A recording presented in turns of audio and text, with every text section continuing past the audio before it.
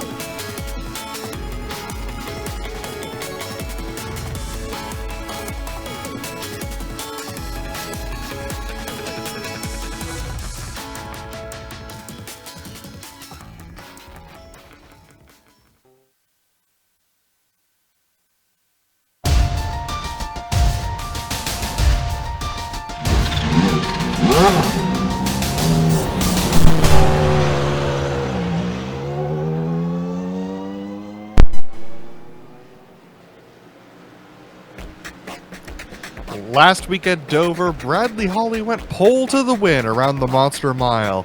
While Thomas Sink gave him a challenge towards the end, the reigning champ looks like he may reign again as we go into the last 3 rounds of the series.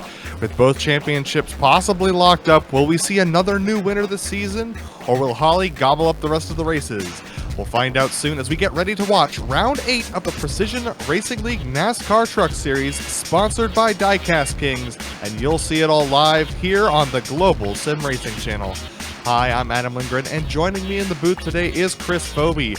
Our director tonight will be the boss man, Joe Peak, and he's using cameras provided by the great Dougie Beard.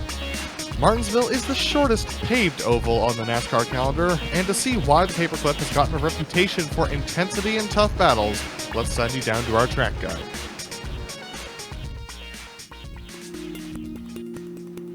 Welcome to a piece of racing history.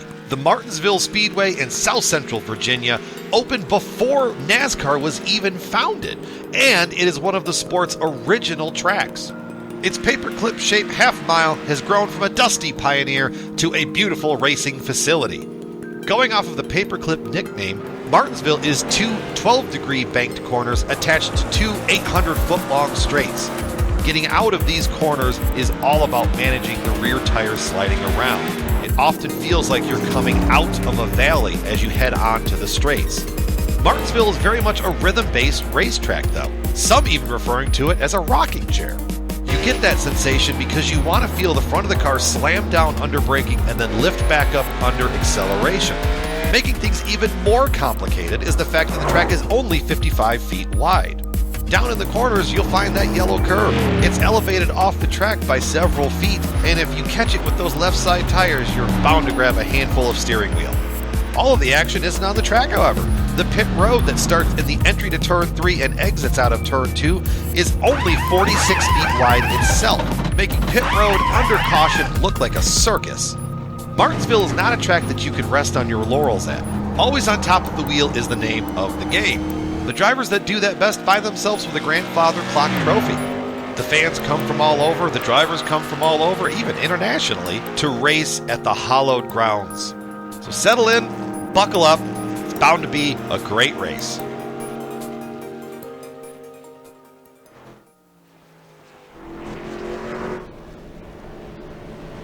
There you saw a couple of reasons why this place is so legendary. And Chris, why don't you talk to us more about how these trucks are going to handle this paved surface?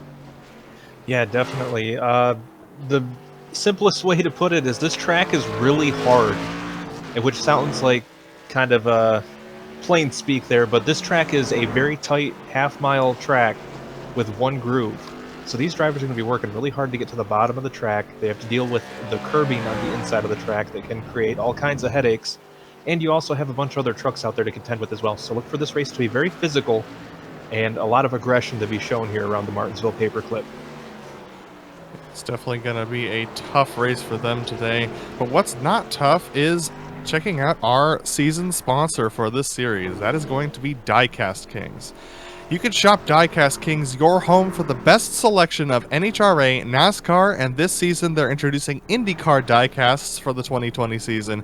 Pick yours up today at diecastkings.com. And you also have a league sponsor ready for us, Chris.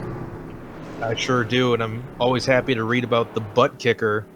Butt Kicker products add incredible immersion and realism to every game. Feel every nuance and truly put yourself in the driver's seat. Visit thebuttkicker.com today to view their full line of products.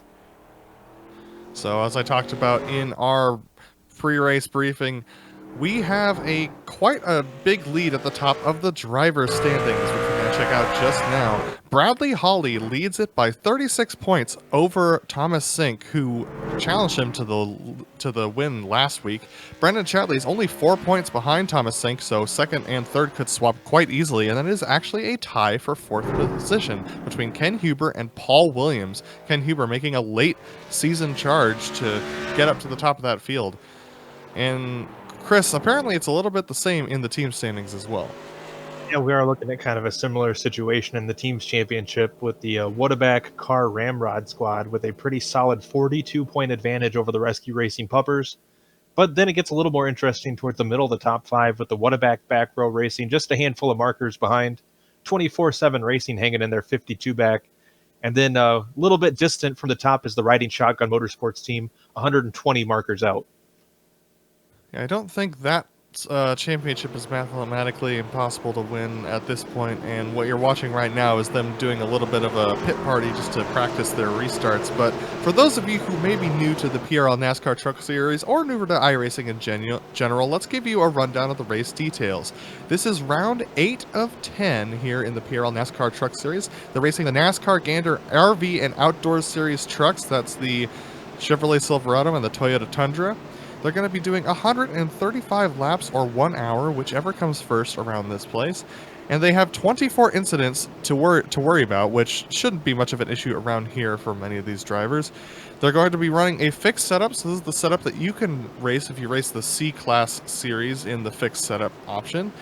And they have no fast repair, which means they don't get a spare truck tonight, so they're going to have to deal with any damage that they have and possibly make some repairs for that. They're also running 100% fuel, so that shouldn't be a factor either, so we'll most likely see most of these truckers take one pit stop unless it's for tires. And Chris, our tires going to be very important today when it comes to how rough and abrasive that concrete bottom lane is. The tires are definitely going to play a role here. I mean, one of the things with this track is you have to have the ability to get off the corner is a big deal. So if you don't have the tires and you're slipping and sliding when you're putting the pedal down, you're going to be giving up ground off the corner exit, which is adding up to a huge opportunity for the truck in front of you to get under, or the truck behind you to get underneath you. And another note, as you can see on your screen there with the weather, the track is going to be really hot today. So those trucks are going to be sliding around. And of course, when you're sliding those tires around, you're also scrubbing off grip. So it's going to be a pretty interesting set of situations for those tires on the track today. Yeah, 115 degrees on track is fairly toasty for Martinsville, and it's going to make entry and exit very slick for these drivers. 2 minutes and 10 seconds left in our practice session here for these guys. We're watching these guys take a couple of laps around here just to test things out. And I've heard a little bit of feedback from the drivers about this setup. It sounds like it's going to be pretty loose on entry after a couple laps, and then almost tight to snap loose on exit. So this is going to be very difficult for these guys. Yeah, this is a track that's difficult to drive under ideal conditions, and when you have a setup that makes it to that type of standard, it makes things really hard to handle and keep the wheels underneath you. We are lucky to have a really talented group of drivers in this PRL truck series, so I would look to see these guys working pretty hard to overcome the cards they've been dealt by the fixed setup. But nonetheless, I do expect to see things get a little interesting out there. Yeah, all these drivers turning a new page on the series heading into this season. It's been a fantastic racing all the way through. We were just taking a look at Ken Huber, who is currently leading practice. Bradley Holly behind him by 0.036 of a second on the sheets. So Bradley Holly and Ken Huber quite close together, but actually between all of the drivers, it is within 0.5 of a second all the way down to 25th Brett Adams. So we're taking a look at our championship leader, Bradley Holly, in that 184 North Star title truck, and he has been very, very commanding this entire race. But with Ken Huber up there challenging him for that lead top position, how important is track position around here, Chris? Position is essential at Martinsville. You want to be the guy on the inside, and you want to be the guy preferably leading. And it's going to be a fight to the bottom at this track. Every restart, when they're too wide, you're going to see everyone trying to get right to where we're watching right now, right against that curb. And if you're not out that curb and you're on the outside, chances are you're going to be going backwards. And Chris, some drivers have taken the opportunity to shift down into third when they enter these corners. Is that an effective strategy, or is that too dangerous because of the possibility of wheel hopping? I think it's more risk than reward, personally. I'm not somebody with my personal driving style who likes to take advantage of that. I like to get it into high gear and just roll with that. But if you're a driver that's comfortable with it, maybe it will work out for you. It's never really fit my personal style of driving, but it's something I could see working for maybe somebody with a little more of that type of mindset. This is a track that seems to favor drivers that have a good road racing background, and that could also be something that we see come into play a role as we get later on into this race.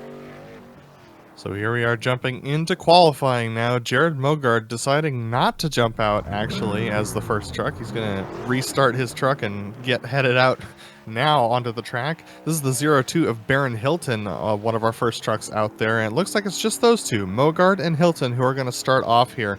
And is this a strategy to try and get the track to cool down a little bit, or are they hoping that the track rubbers in some before they get out there into qualifying? I'd say probably the rubbering in, but if an errant cloud